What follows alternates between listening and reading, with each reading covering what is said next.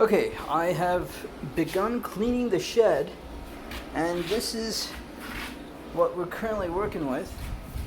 Looking at everything that's here, bags of dog food, a whole bunch of trash. Air conditioner looks like it's working. Piano that needs to be set up, piano that needs to be moved, a whole bunch of stuff. Very, very personal slash, what's it called? Important memorabilia for some people all over the place that can't be trashed and has to be looked through.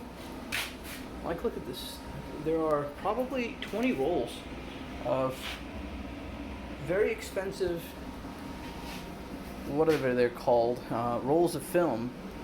Oh man, my useless machine is broken.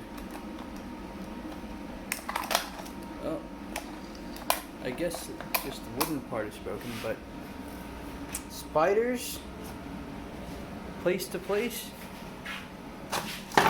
empty bag of Swiffer wet jet stuff, books, a camera.